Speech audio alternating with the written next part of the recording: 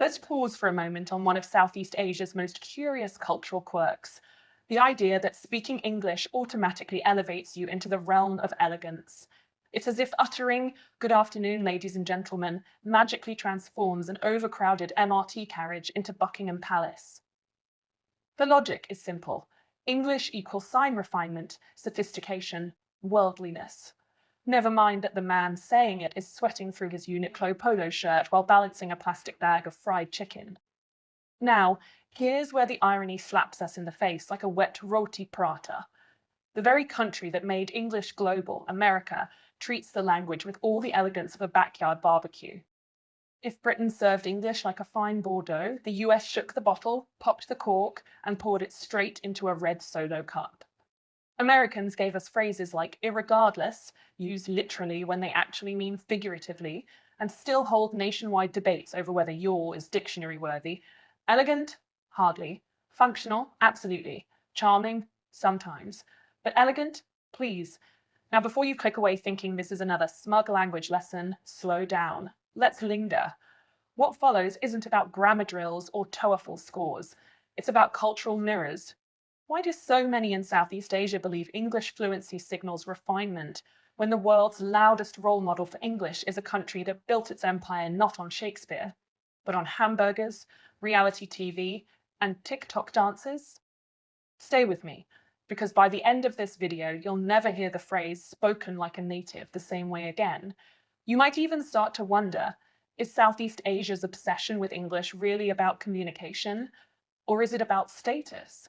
About signaling upward mobility the same way a Louis Vuitton handbag screams, "I made it," even if the credit card bill is still screaming back. This isn't a rant against English, it's an autopsy. How language, culture, and aspiration get tangled into something hilarious, awkward, and occasionally painful. And yes, it's going to sting, but in that witty editorial way that makes you smirk while adjusting your tie.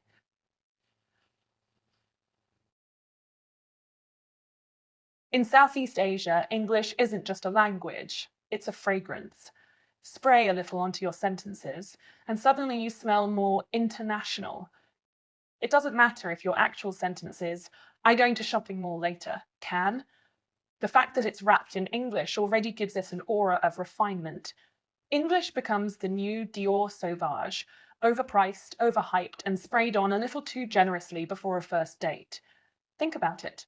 The receptionist who greets you with, "Good morning, sir, welcome to our establishment," is considered professional, even if the air conditioner behind her is leaking water onto the carpet. The local politician who stumbles through, "Ladies and gentlemen, I am very honored to speak today," will get applause simply because he delivered it in English, not the local language he actually speaks fluently. It's theatre, not communication. And this obsession goes deep.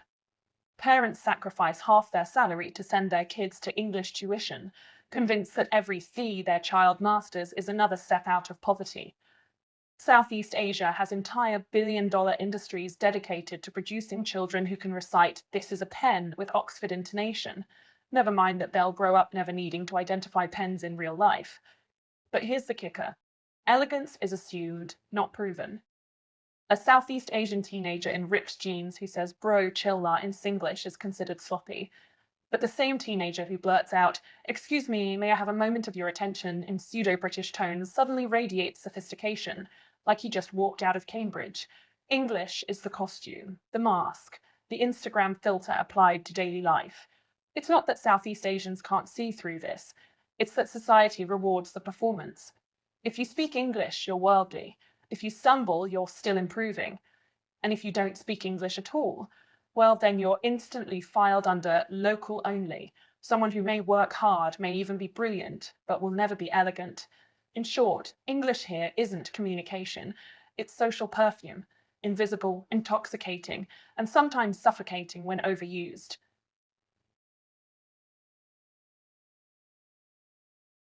Let's talk about the theatre, because that's exactly what Southeast Asia turns English into, a full-blown Broadway production. Forget Shakespeare. This is more like the Phantom of the Grammar mistakes. Take beauty pageants. Every year, Southeast Asian contestants step on stage with sparkling gowns, angelic smiles, and one mission: to impress the judges in English. And what do we get? I want world peace because world peace is important for the world. Cue applause, cue tears. Cue the host announcing, "What an elegant answer." Never mind that it sounded like a badly translated Google ad. The English words themselves, however jumbled, are treated like verbal jewelry. Then there's the airline industry. Ah yes, the sacred realm where English is whispered into PA systems across the region. You're boarding a budget flight. The plane smells faintly of instant noodles, and suddenly a voice declares, "Ladies and gentlemen, please fasten your seatbelt." Instantly, everyone straightens up, feeling like they're flying Emirates, even though you're actually sitting on a plastic seat that doesn't recline. Again, the power of English. It coats over reality like cheap air freshener in a musty bathroom. And don't even get me started on corporate meetings.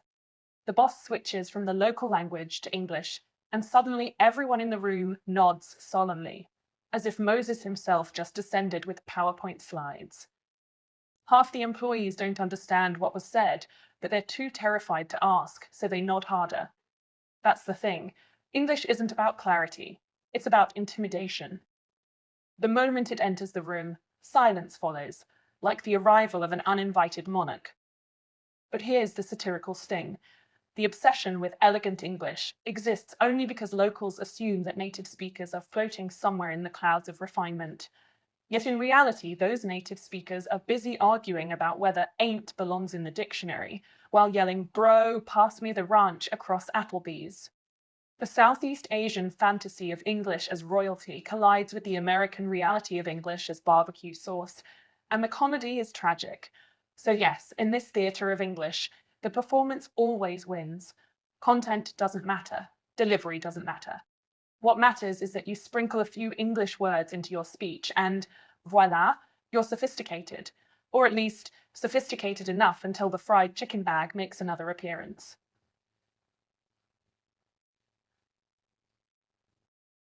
Here's where the obsession with English goes from funny to downright tragicomic. Southeast Asia doesn't just treat English as a language, it weaponizes it as a status symbol. Think of it as the linguistic Rolex. It doesn't matter if it's fake, it doesn't matter if it ticks wrong. As long as it shines on the wrist, people will notice. Take LinkedIn, that holy temple of corporate pretension. Scroll through Southeast Asian LinkedIn feeds and you'll see the same formula. I'm very delighted to announce my new career in multinational company. 3 grammar mistakes in one sentence, but still showered with comments like, "So professional" and "Proud of you, bro." Why? Because English is the suit. Nobody cares if it's torn at the seams. It still makes you look like management material, or the international school craze. Parents are out here mortgaging their homes just to make sure their kids can say banana with a nasal twang. These schools charge the GDP of a small province, yet the graduates often come out speaking the world's most confusing hybrid, half British, half American, half something else. "Mum, can I borrow $2 for McDonald's, la?" That's not elegance. That's Frankenstein English, stitched together with tuition fees and insecurity. And karaoke. Oh yes, karaoke in English. Nothing screams, "I'm international," like belting out Bon Jovi while butchering every vowel. The drunk banker shouting, "It's my rife" instead of "It's my life" is hailed as sophisticated entertainment. The bar audience claps because, again, content doesn't matter. Singing in English itself is the flex, even if your pronunciation could summon demons. Here's the brutal truth. In Southeast Asia, English doesn't need to be accurate, fluent, or even comprehensible. It just needs to exist. It's the linguistic version of carrying a Louis Vuitton bag that you bought from a night market. Everyone knows it's fake, but they still pretend to be impressed. And that's the satire here. Southeast Asia worships English as a status symbol, while the actual native speakers are out there using gonna, ain't, and lemmy like it's going out of style. One side is mortgaging houses for grammar lessons. The other is inventing words that sound like text messages. Tell me again, who's the elegant one?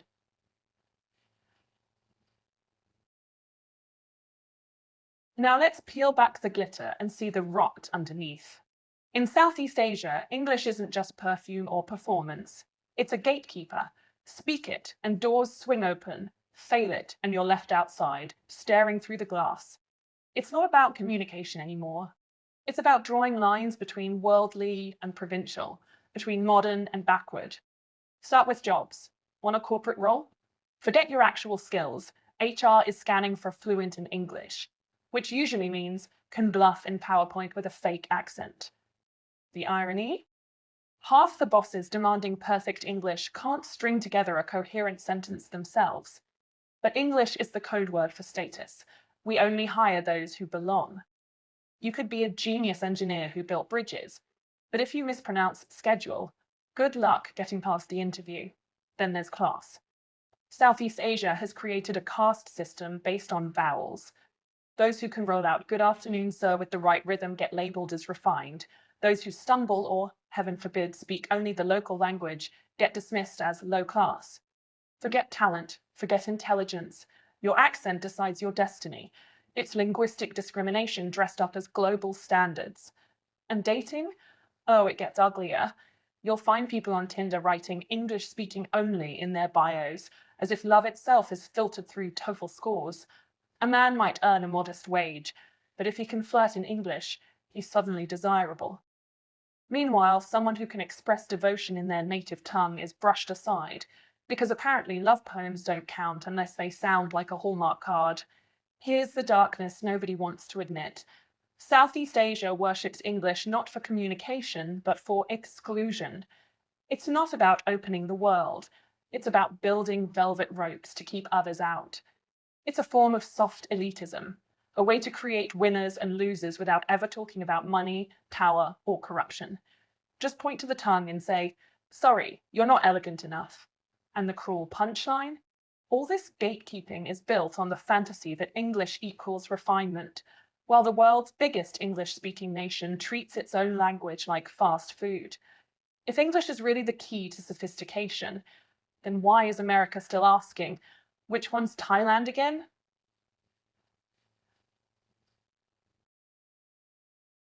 Here's the part that stings. Southeast Asia has spent decades polishing English like it's a family heirloom, passing it down from generation to generation, guarding it in schools, worshipping it in offices, parading it on stages. Whole economies of tuition centres, international kindergartens, and accent coaches thrive on this obsession. And yet, across the ocean, the supposed gold standard of English America treats the language like fast fashion, disposable, sloppy, and endlessly reinvented. Consider this. While Southeast Asian students are sweating through grammar drills, American teenagers are casually inventing words like hangry and adulting. While Southeast Asian professionals are terrified of misplacing an article in their emails, American CEOs are tweeting kafef at 3 a.m. and still keeping their jobs. One side polishes English to a shine, the other side throws it into a blender and calls it culture. And the irony deepens. Southeast Asians cling to English as a mark of status, but in the US, status isn't tied to correct English at all. In fact, the opposite often happens.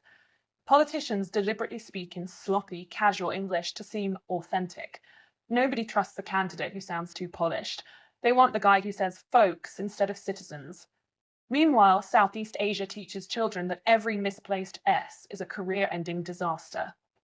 The tragedy here isn't just about language, it's about aspiration. Southeast Asia projects its dreams of refinement onto English, hoping it will elevate society. But what if it's elevating society into the wrong direction? What if all this effort, all this obsession, is based on an illusion that English equals sophistication? The painful truth is that sophistication doesn't come from a borrowed tongue. It comes from confidence, culture, and clarity. And maybe that's the real joke. While Southeast Asia polishes English into an idol, the Americans who made it global are too busy turning it into memes, slang, and TikTok captions. Elegance? That was never the point.